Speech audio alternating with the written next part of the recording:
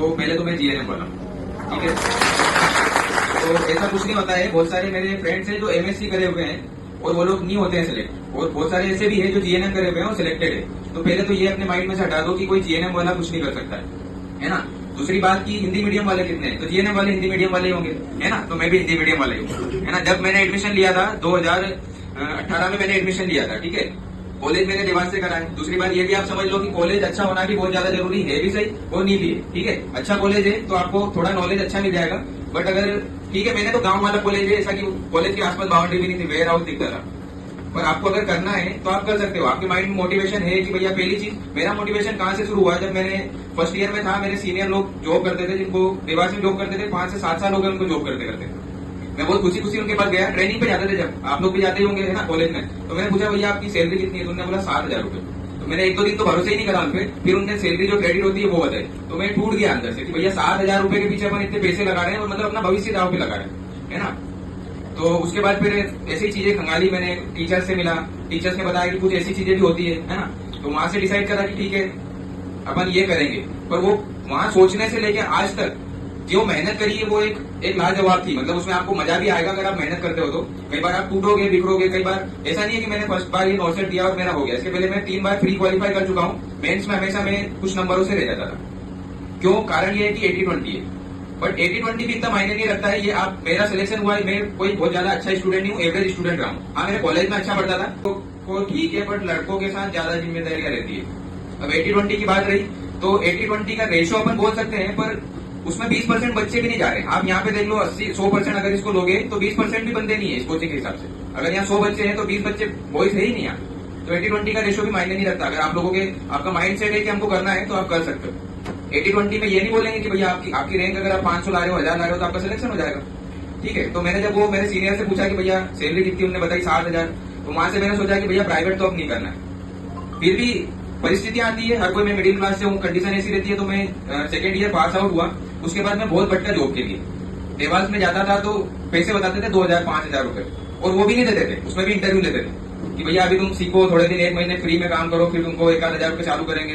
तो फिर वहां से दिमाग हो गया खराब कि भैया अब तो भाई वही करना है, क्योंकि या तो वो कर सकते हैं या मर सकते हैं, इसके अलावा कुछ नहीं कर सकते। या तो गवर्नमेंट जॉब कर लो, या 5,000 में क्या करोगे आप, बैलेंस ही डल जाता है, इतना खर्चा पानी हो जाता है ना। तो वो चीजें, उसके बाद फिर कोविड के पहले, मतलब कोविड लगने 2021 में मैं यहाँ पे आया, सर से बात करी, 1 आध महीने कोचिंग करी और कोविड लग गया। बाकी कांटेक्ट में रहा, मैडम से नोट्स वगैरह लेके गया, और सर भी ग्रुप से जुड़ा हुआ हूँ अभी भी। सर नोट्स वगैरह जो भी एग्जाम्स वगैरह होती है वो नोटिफिकेशन देते रहते हैं, और जो पीडीएफ वगैरह, कई बार आप लोग जैसे ग्रुप 5 की एग्जाम होती है तो सर पहले आपके प्री टेस्ट निकालते हैं यहाँ पे, आप लोग शायद जानते होंगे, है ना। तो वो टेस्ट वगैरह देता रहा, सर से कॉन्टेक्ट में रहा हूँ, तो उससे काफी चीजें मोटिवेशन मिलता है। बाकी सबसे बड़ा मोटिवेशन ये है कि अगर आपको करना है, आप पहला ये है कि आपको, आपकी परिस्थितियां ही आपका मोटिवेशन है। ऐसा नहीं कि यहाँ कोई आ गया, मैं आ गया, कोई दूसरा बंदा आ गया, आपको मोटिवेट करके चले गया, 4 दिन तक रहेगा, 5वें दिन फिर आप वैसे ही हो जाओगे। आप यूट्यूब पे पढ़ना कैसे है कि देखो, सबसे पहले तो मोर देन सफिशिएंट है आपके कोचिंग के नोट्स। पहले तो आपको भरोसा होना चाहिए कि मैं ये पढ़ूंगा तो ही हो जाएगा, ठीक है। आपको कोचिंग के नोट्स की एक लाइन आपको पता होनी चाहिए कि भैया इस लाइन आप, मतलब ऐसा नहीं है कि आप, ऐसा भी नहीं है कि आप अभी कोचिंग कर लोगे तो आपका बस काम हो गया कोचिंग करने से। आपको नोट्स को, मैंने कम से कम 5 से 7 बार नोट्स रिवाइज करे, मैं अभी भी नोट्स रिवाइज करे, मैं अभी भी करता हूँ।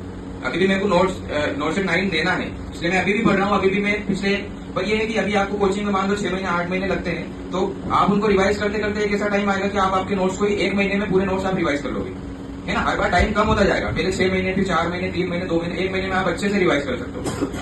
तो ये चीजें। दूसरी बात, आपको सबसे ज्यादा क्वेश्चन प्रैक्टिस करना है, एमसीक्यू प्रैक्टिस करना है, और परिस्थितियां सबके साथ रहती है। मैं भी जीएनएम हूँ, मैंने भी 2 साल में 18 घंटे जॉब करता था, है ना। फाइनेंशियल क्राइसिस थी, मैं डबल ड्यूटी करता था। अभी मेरा फ्रेंड है, ये भी सेम करता है, वो भी 4 बजे तक पढ़ता है, मैं भी रात को 4 बजे तक पढ़ता था। सुबह उठ के 4 बजे सो जाते थे ड्यूटी पे, उसके बाद में 8 बजे जाके थोड़ा बहुत घर का काम वाम करके, अपना जो भी, यहाँ पे रहता हूँ मैं, घर पे नहीं रहता हूँ, मेरा घर देवास, 4 साल से यही हूँ। और 4 साल जब मैं उस टाइम पर जब प्रिपरेशन कर रहा था, 18 घंटे ड्यूटी करता था, मैं साल भर में कम से कम 12 बार ही घर जाता था।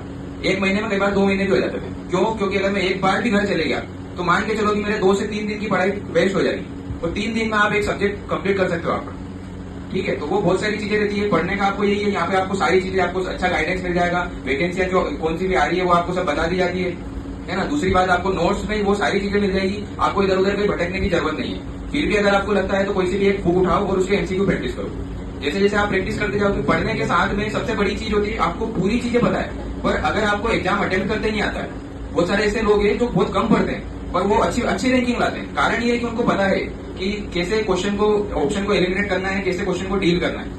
आजकल जो क्वेश्चन आते हैं सारे अधिकतर सिनेरियो बेस्ड आते हैं। आपको खुद को समझना है कि मैं एक नर्सिंग स्टाफ हूँ और सामने कंडीशन दे रहा है, तो आपको उसको कैसे डील करना है। आप ऐसे समझो कि भैया मेरे सामने एक पेशेंट है, उसको कुछ कंडीशन जो भी उसने दी है वो कंडीशन उस पेशेंट पे अप्लाई करके आपको समझना है कि आप पहले क्या करोगे।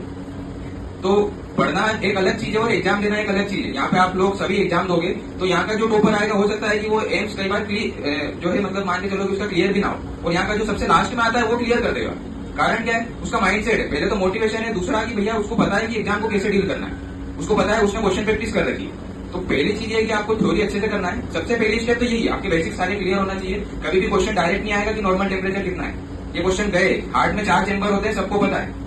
जो नहीं पढ़ता, जो नर्सिंग वाला नहीं है ना, उसको भी पता है। ये क्वेश्चन कभी नहीं आने, वो देगा आपको सिनेरियो बेस्ड क्वेश्चन, वो कंडीशन देगा और वहां आपको डील करने आना चाहिए। कैसे क्वेश्चन वो पूछ रहा है और मेरे को कैसे डील करना है। और कोई क्वेश्चन आपके हो तो आप पूछ सकते हो।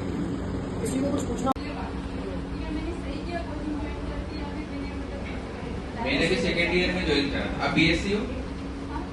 बीएससी हो ना। मैं जीएनएम था, 3 साल का होता है, फिर भी मैंने सेकेंड ईयर में ज्वाइन करा था। तो गलत कुछ नहीं है। आपकी नींद जितनी जल्दी खुल रही है, आप उतनी जल्दी सफलता प्राप्त कर लोगे। ऐसा नहीं है कि देखो, मैं बोल रहा हूँ ना, मैं 18 घंटे जॉब करता था। 18 घंटे जॉब करता था मैं, नाइट प्लस इवनिंग करता था, और मॉर्निंग में मैं घर जाके सोता था और मेरे काम करता था। 4 घंटे हॉस्पिटल में सोता था, 4 से 8 उसमें भी मैं बीआईसी में जॉब करता था। इमरजेंसी आ जाती थी, उसमें भी उठना पड़ता था। तो कंडीशन सबके साथ होगी, ऐसा नहीं है। और अगर आपके पास कंडीशन नहीं है तो आप मान के चलिए कि आप सिलेक्शन ले भी नहीं सकते हो। आपके पास खूब पैसा है तो आप क्यों पढ़ाई करोगे, है ना। तो कंडीशन ही आपका मोटिवेशन है। तो बहुत बढ़िया अगर आपने, बस आप ये लेके चलिए जो भी आपका वहां पर जो सब्जेक्ट है उस पर आप ज्यादा फोकस रखिए। मान लो सेकंड ईयर है तो सेकंड ईयर में जो सब्जेक्ट है उस पर ज्यादा फोकस रखो। फिर थर्ड ईयर में आओगे तो थर्ड ईयर वाले पे ज्यादा फोकस रखना। बढ़िया। एमसीक्यू प्रैक्टिस का ऐसा है कि देखो, पीआर यादव आप कर सकते हो, है ना। पहले तो पीआर यादव और अभी टारगेट हाई का नया एडिशन भी बहुत बढ़िया है ना। उसको पहले टारगेट हाई ले लो। अगर आपने अभी तक एमसीक्यू प्रैक्टिस नहीं करी तो पहले पीआर यादव लो, जिसमें बेसिक 1 लाइनर्स मिल जाएंगे आपको। उसके बाद आप टारगेट हाई ले सकते हो, उसके एमसीक्यू करो, वो भी हो जाता है। तो उसके बाद में आप मोस्टली या आगे सॉन्डर्स वगैरह के, सॉन्डर्स के पहले कर लो क्योंकि उसमें ज्यादा एमसीक्यू नहीं है ना। 800 900 1000 एमसीक्यू कुछ मिलेंगे तो वो कर लो। उसके बाद आप मोस्टली पे जा सकते हो अगर आपको करना हो उस लेवल के। क्योंकि अभी नोट से डेट में सॉन्डर्स से 3-4 question same to same as it is आएंगे, एक भी लाइन इधर से उधर नहीं मिली। तो उसका मतलब ये भी नहीं है कि सेम उसी में से आएगा, है ना। जिसने नहीं करा वो भी निकालता है एग्जाम। ऐसा कोई जरूरी नहीं है कि आपको वो करना ही जरूरी है। मेन चीज ये है कि आपके कॉन्सेप्ट क्लियर होना चाहिए। एमसीक्यू प्रैक्टिस इसलिए नहीं की जाती है कि उसमें जो लिखा है वो हमको याद हो जाए, इसलिए की जाती है कि भैया वो जो एमसीक्यू जिस तरह से उसने डिजाइन करा है उसको हम समझ पाए कि ये बोलना क्या चाह रहा है, क्या मैं वो समझ पा रहा हूँ। वो बोल कुछ रहा है और हमारे माइंड में उसका कॉन्सेप्ट कुछ और बना है ना। तो वो चीजें आपके लिए जरूरी है। एमसीक्यू प्रैक्टिस बस इसलिए होना चाहिए, बाकी जो भी थ्योरी है वो आप अपनी थ्योरी से कवर करो। और कुछ किसी का क्वेश्चन?